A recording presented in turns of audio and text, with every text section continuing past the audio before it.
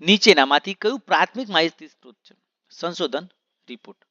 દ્વિતીયક સ્ત્રોતનું કાર્ય શું છે? વિશ્લેષણ અને વિખંડન કરવું. તૃતીયક માહિતી સ્ત્રોતનું ઉદાહરણ કયું છે? કોષ. એક ડાયરેક્ટરી કયા પ્રકારનું સ્ત્રોત છે? તૃતીયક. નીચેનામાંથી કયું દસ્તાવેજ માહિતી સ્ત્રોત છે? ન્યૂઝપેપર. નોન દસ્તાવેજ સ્ત્રોતનું ઉદાહરણ શું છે? રેડિયો. મૂલ્યાંકન અહેવાલ કયા પ્રકારનો સ્ત્રોત છે? પ્રાથમિક સ્ત્રોત. પત્રિકા શાની શ્રેણીમાં આવે છે? દસ્તાવેજની.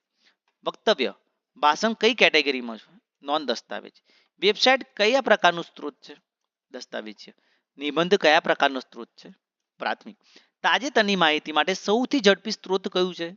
રેડિયો. મૂલ્યાંકન માટે કયું સ્ત્રોત ઉપયોગી છે? તૃતીય સ્ત્રોત. પુસ્તક કયા પ્રકારમાં આવે છે? દસ્તાવેજીય. કોષમાં જે માહિતી હોય છે તે શું દર્શાવે છે? વ્યાખ્યા. ફિલ્ડ નોટ્સ કઈ શ્રેણીનો માહિતી સ્ત્રોત છે?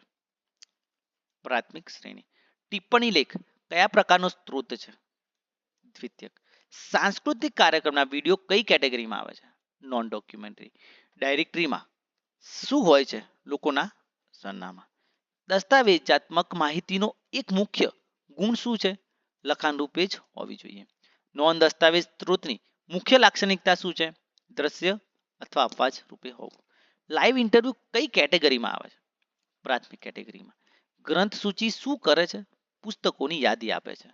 પત્રિકા ક્યારે દ્વિતીયક સ્ત્રોત બની શકે છે? જ્યારે તે સમીક્ષાત્મક લેખ હોય. એબ્સ્ટ્રેક્ટિંગ જર્નલ કઈ કેટેગરીમાં આવે છે? તૃતીયક. ફિલ્મ કયા પ્રકારની માહિતી આપે છે? Non documentary. સાંખ્યિક રિપોર્ટ શું છે? પ્રાથમિક માહિતી. વિશ્વકોશનું કાર્ય શું છે?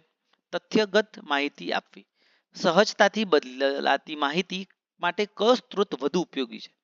News channel. સંશોધન પેપર કઈ શ્રેણીનો સ્ત્રોત છે? પ્રાથમિક સ્ત્રોત.